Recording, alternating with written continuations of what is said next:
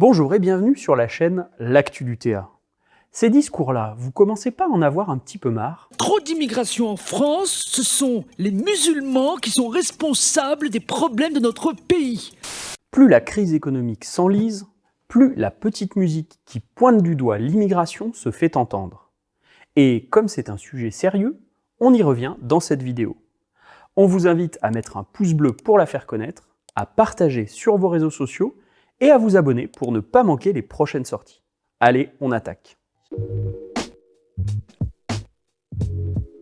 Pour les financiers qui vivent de notre travail, diviser les classes laborieuses est un enjeu essentiel. Les discours permanents sur l'immigration ont cette fonction. On va faire le point sur tout ça. Les arguments principaux de la droite seraient que l'immigration coûterait cher en prestations sociales et qu'en important de la main-d'œuvre, elle contribuerait au chômage de masse et à la baisse des salaires dans notre pays. Le premier point a été abondamment débunké, mais ça vaut le coup d'y revenir rapidement. L'OCDE comme l'INSEE démontrent régulièrement, statistiques à l'appui, que le solde budgétaire de l'immigration est positif. En clair, les immigrés cotisent plus et payent plus d'impôts qu'ils ne reçoivent de prestations sociales. On comprend donc que derrière, c'est le racisme anti-pauvre de la classe dirigeante qui ressort. L'air est suffocant, ça pire.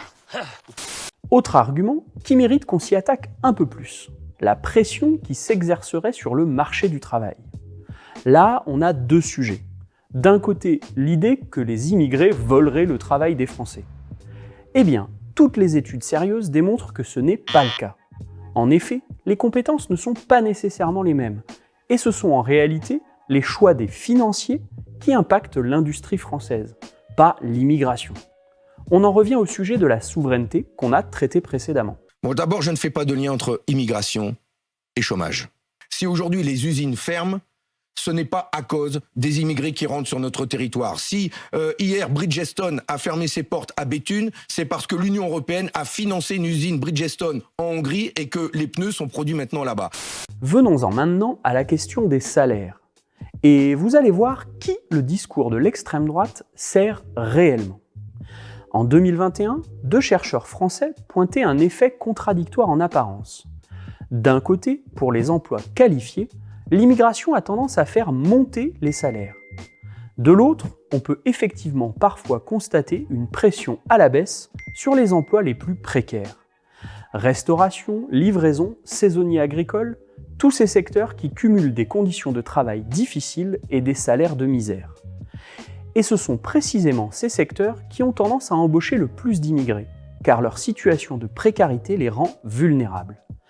Quand je bossais dans la restauration à Paris, des patrons qui disent à leurs cuistots sans papier « Si t'es pas content, je te dénonce à la police », avec le syndicat, on en a vu plus d'une fois. Mais alors, qui sert réellement le discours de criminalisation des immigrés?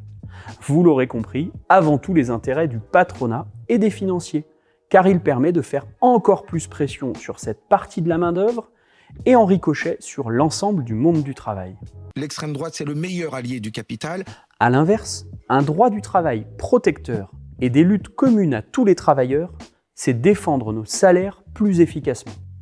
En clair, le meilleur moyen de casser la concurrence entre travailleurs, ce n'est pas de créer des sous-catégories sans droits, mais au contraire de défendre les mêmes droits pour toutes et tous. C'est QFD. Et donc, il ne faut pas se tromper d'ennemi. L'ennemi, ce n'est pas celui qui vient en bateau et qui traverse la Méditerranée pour moi. L'ennemi, c'est celui qui aujourd'hui, il est en col blanc, il est à Bruxelles ou il est ici à l'Élysée et c'est lui qui délocalise.